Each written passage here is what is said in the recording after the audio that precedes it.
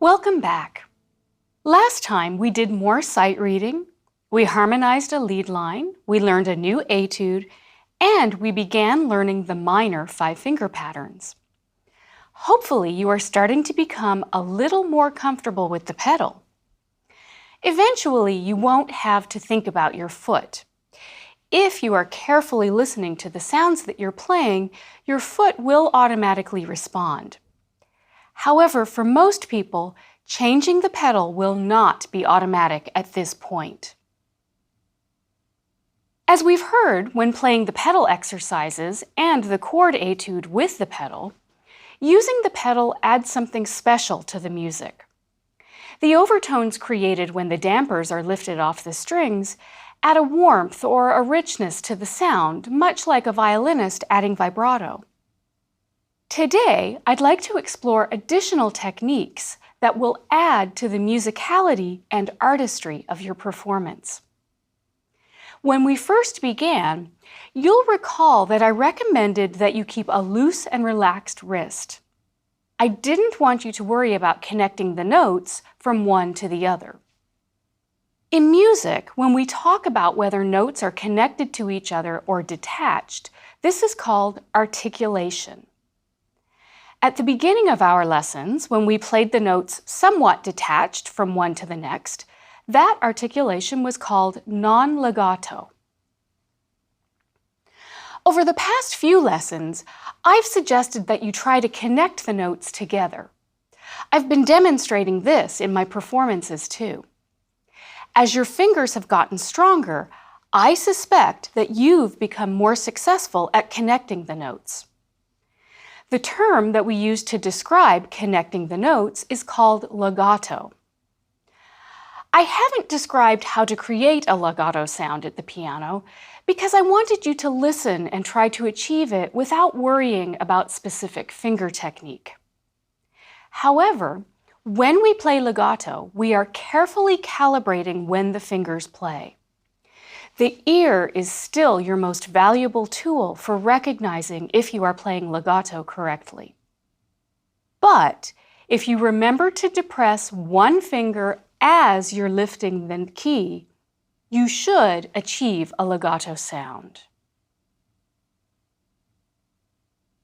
If there is too much overlap, that is to say, if you don't lift the finger soon enough as you are depressing the next finger, the sound will be muddy or blurry. When you hear this, try to adjust by lifting the first finger sooner. However, if there is a gap in the sound as you switch from one finger to the next, simply depress the keys sooner as you go from one note to the next. Let me demonstrate for you. I'll play an A minor five-finger pattern with my right hand. Listen to my legato sound and notice when I am lifting and depressing each finger.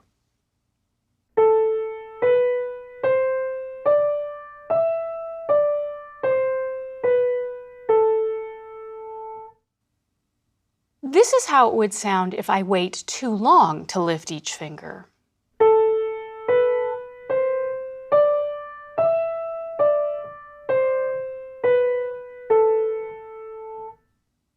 Did you hear how the tones blurred into each other? When you hear this blurriness in your playing, lift your fingers a little more quickly. It may take some time to control creating a legato tone, especially between certain fingers. The key is to listen to your playing and evaluate how you are doing. If you need to slow the tempo to create a legato articulation, remember to do that when practicing. Will you try your A minor five-finger pattern with your right hand with me? Let's listen for a legato articulation. 1, 2, 3, 4.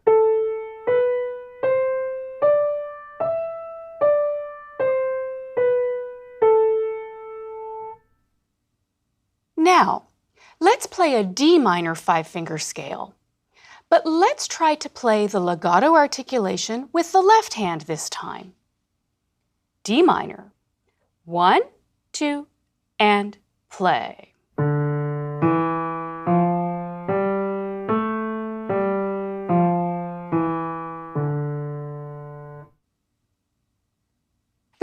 type of articulation that I'd like to explore today is staccato. Staccato articulation is short or crisp and detached. Before I demonstrate a staccato articulation, I'd like to revisit the non-legato articulation. You'll recognize this as the articulation that we used when we first began our course. This is non-legato.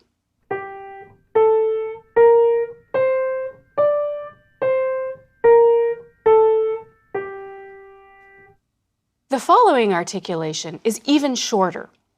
I'll use my entire arm, but give a little flick of the wrist on the attack. When I release or bounce off of the key, I'll also use my entire arm. This is staccato.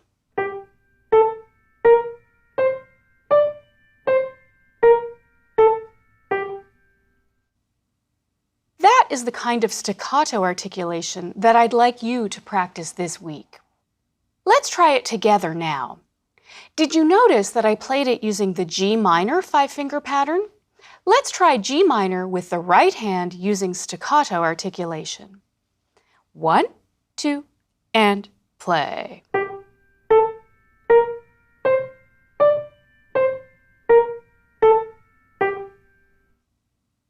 I'll let you work on playing any of your major or minor 5-finger patterns using the legato and staccato articulation during your practice this week. As you become more comfortable with each type of articulation, feel free to try these hands together. There are 2 more 5-finger patterns that I'd like you to learn and include in your practice this week. These are F minor and B minor. The patterns look like this on the keyboard. As with some of the other patterns, you may have to adjust your hand position slightly based on your individual finger length and physiology. F minor will likely feel more comfortable than B minor. Let me play each for you now. After you have learned them, you might like to find this spot in the video and play along with me. Here is the F minor with the chord.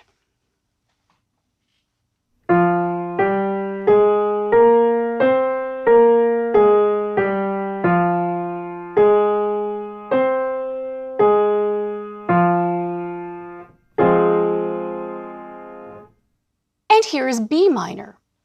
As you'll see, I need to rotate my left wrist to the right and in toward the fallboard to make this work under my hand. Here's B minor.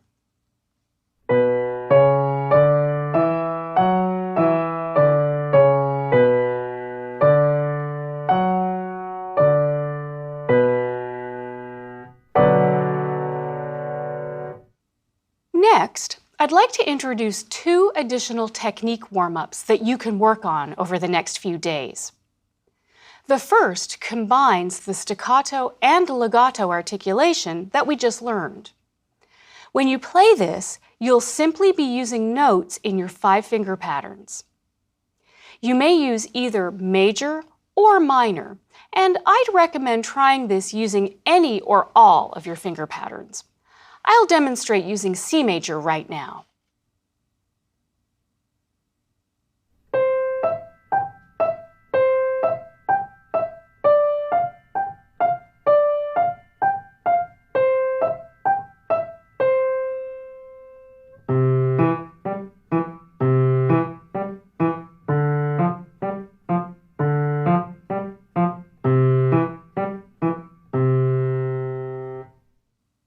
There's no need to try the staccato and legato warm-up exercise hands together. Just play it as it's written. I would like you to work on gaining control over and strength in each finger as you play. Notice that I drop my arm and wrist into the first of the legato notes, and then I gently lift my arm and wrist on the staccato notes.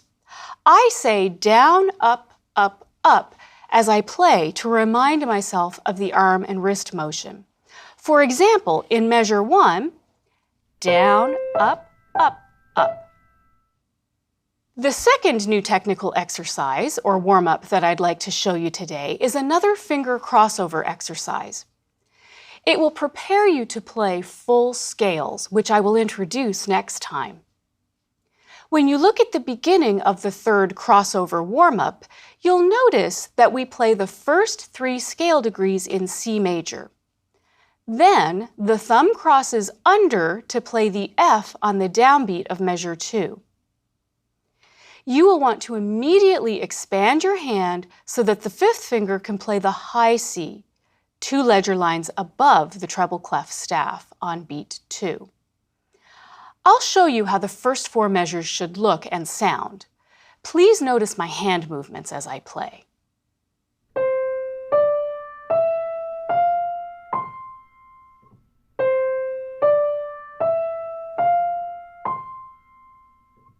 Remember to just gently tuck your thumb under and try not to contort your elbow. When playing the right hand, you may need to rotate your wrist a little to the right as you tuck your thumb under and place it on the F. As you play the F, try to regain your neutral hand and wrist position. In the next 4 measures, you'll have a chance to practice bringing the 3rd over the thumb. These are measures 5 through 8.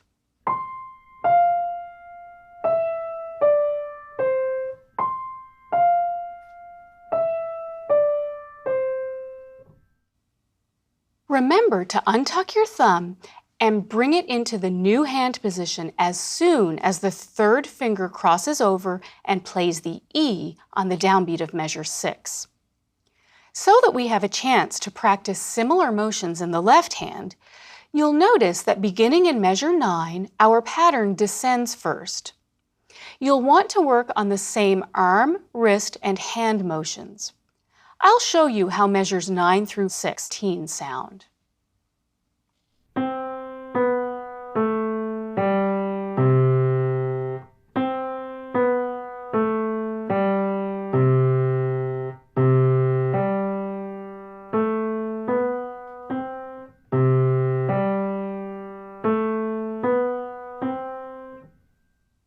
As you probably noticed, you will also be rehearsing jumping around a little when you play the 3rd crossover warm-up. I'll let you work on both of these warm-up exercises on your own following this lesson. In the meantime, how about if we play a few things that you practiced for today? Let's play pedal exercise number 2 first. 1, 2, 3, 4. 1, 2, 3, 4. 1, 2, 3, 4.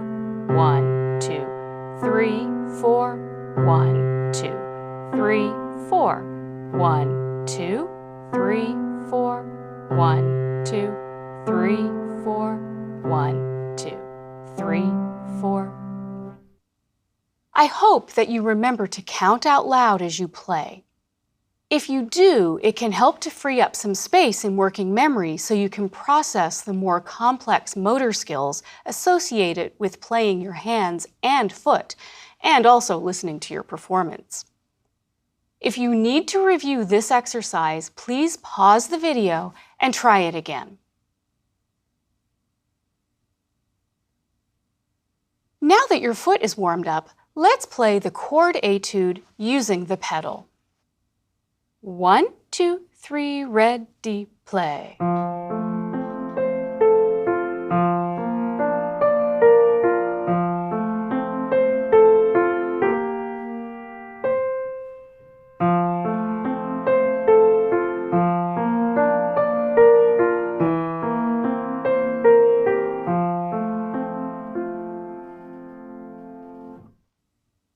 Next, let's play the minor etude. 1, 2, 3, 4.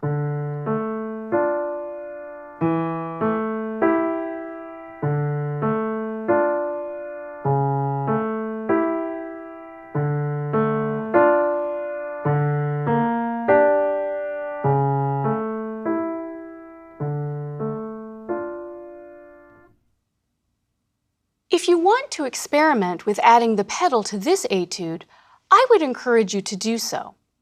If you do add the pedal, it will look and sound like this. 1, 2, 3, 4.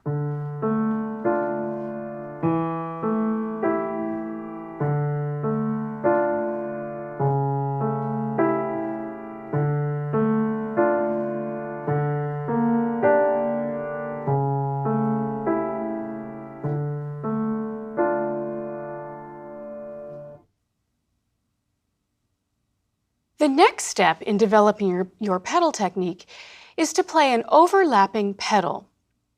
If you look at the overlapping pedal exercise, you will see how this type of pedal technique is indicated. The upside down V between the pedal line indicates where you lift. In this case, you lift on beat 1, just as you've been doing in the other pedal exercises. Now, however, you simply depress the pedal right after you have lifted it to clear the sound. So, you lift as you play the new note, then immediately depress the pedal again. I'll play this exercise for you, and you can listen and observe.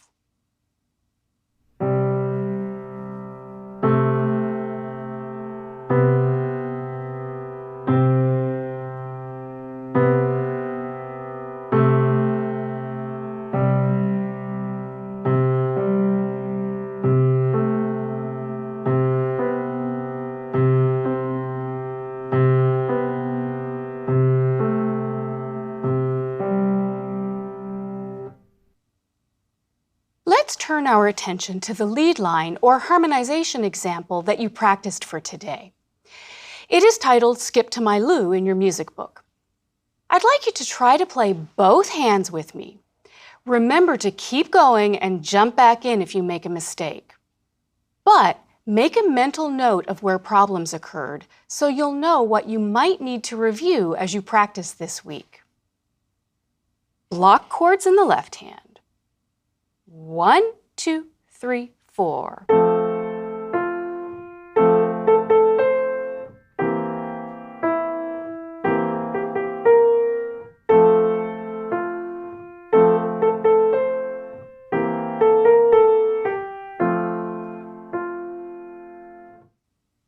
Now, if you wanted to add one of our accompaniment patterns in the left hand, what might you do? As you know, this is in 4/4 time. Thus far, we've only played blocked chords or Alberti bass with melodies in 4/4 or common time. However, I think that Alberti bass will be a little too fussy or not in the appropriate style for this folk song. So I'm going to suggest that we modify the waltz bass accompaniment pattern to fit this meter. If you play the bottom note of each chord on beats 1 and 3, and the top 2 notes on beats 2 and 4, you'll end up with an umpa type accompaniment pattern, which will work well. The left hand will sound like this.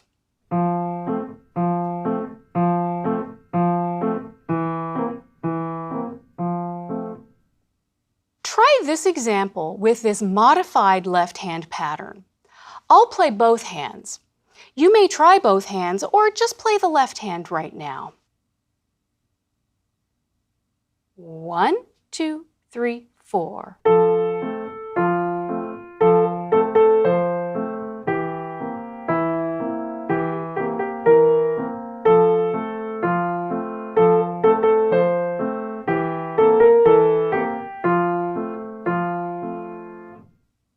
I'd like you to review this example with the new left hand pattern for next time. I'd also like you to be able to start harmonizing melodies that are in minor keys soon. So we should learn the primary chord progression in A and D minor today. The primary chord progression in any minor key is very similar to major primary chord progressions, but there are some important differences. Just as in the major keys, the minor primary chord progression involves playing the tonic, subdominant, and dominant chords. However, in minor keys, the tonic and subdominant chords are minor chords. So they will sound and feel slightly different than what you've become accustomed to playing in the major keys. And we'll label the minor chords with lowercase Roman numerals. The dominant chord will sometimes sound minor in minor keys. However, most often we'll use the notes from a special form of the minor scale and we'll play the dominant seventh just as we did for the major keys. So it will be a major-minor seventh chord. We'll learn the special form of the minor scale in a future lesson. In the meantime, let's take note of how the notes move from one chord to the next in a minor primary chord progression. Let's take a look at A minor. We begin with the A minor tonic chord. Then, when we move to the 4-6-4 chord, the bottom note stays the same. But because we are moving from a minor chord to another minor chord, the whole step and half step movement with the upper two notes is different from what we've practiced in the major progression. Here, in the minor progression, the middle note moves up a whole step and the top note moves up a half step. Now, when we move from the tonic to the 5-6-5 chord, we are going to move the bottom note down a half step, in this case to G sharp. The middle note moves up a whole step to D, and the top note remains the same. I'll show you how the A minor primary chord progression looks on the piano. Here's the A minor primary chord progression.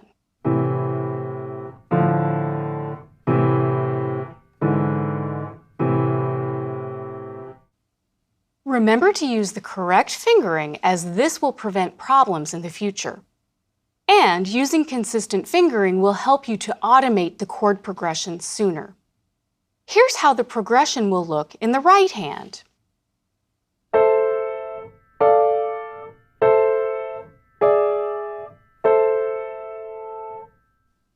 I'd also like you to learn the D minor primary chord progression for the next lesson.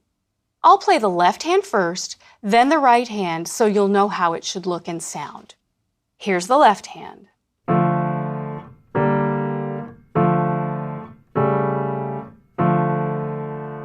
And the right hand.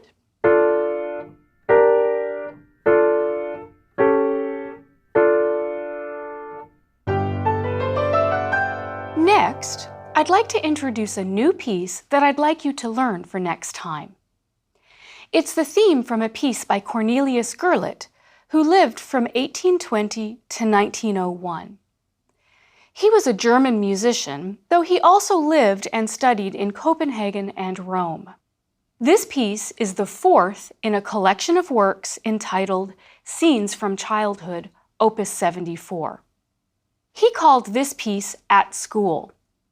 It's in A minor, so I'll leave it to you to decide if he had sad memories of school or not. Once you study this arrangement, you'll see that the left hand is playing chords from the A minor primary chord progression. I've labeled those on your score to help you identify and play the left hand more easily. Please notice the octava sign above the bass clef staff. Remember that 8VA indication on the score means that your left hand will play one octave higher than written. Now, if we look at the notes in the treble clef, we'll see that we begin by placing our right hand over the notes of the A minor 5-finger pattern. If you scan the melody, you'll see a lot of stepwise motion. But there is an interval of a third in measure 3, and there is a descending fourth in measure 5. You may wish to note those on your score. The other important feature to notice and practice is that the second finger crosses over to G sharp at the end of measure 2. If you've practiced your second crossover exercise from lesson 12, you'll apply the same crossover technique in measures 2 and 3. I'd like to play this piece for you so that you'll know what you are working toward during your practice this week. Here's the theme from At School.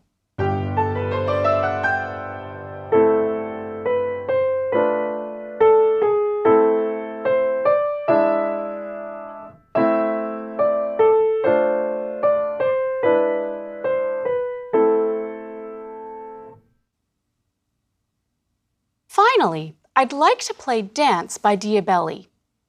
This is an arrangement that I created for you. As I play, I'd like you to notice how I play the right-hand melody notes with a legato articulation. On the score, you'll see a long slur or curved line from the first note of each phrase to the last. This slur is the indication that we are to play legato or smoothly. Here's the Dance by Diabelli.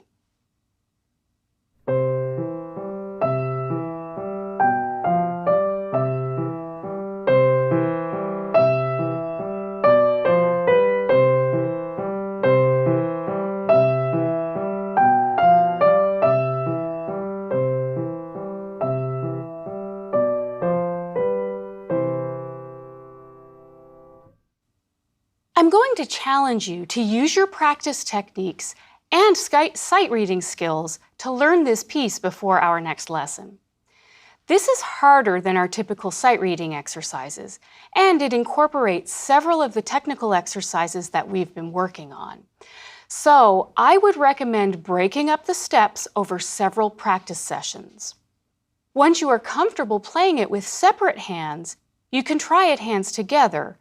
Just go a little more slowly. Well, we have learned new articulation, minor chord progressions, and new pieces today.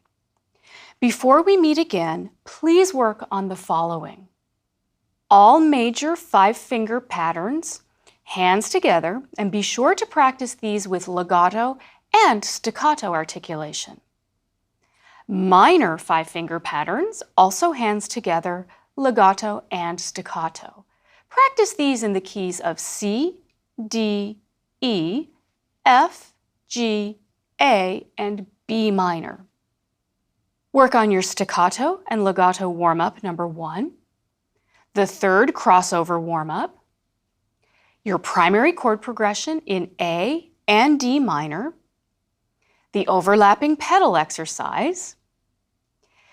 Practice Skip to My Lou with the left hand pa accompaniment, the theme from At School by Gurlitt, and the Dance by Diabelli. Once you feel ready for your next lesson, I would encourage you to play through the assignment right before you start the video for Lesson 15. That will help you to warm up your fingers and your mind. Remember, it may take several days or longer than usual to master this assignment, as the music and technique is becoming more complex. Be patient with yourself and enjoy practicing. You really are on your way to learning how to play the piano. Happy practicing!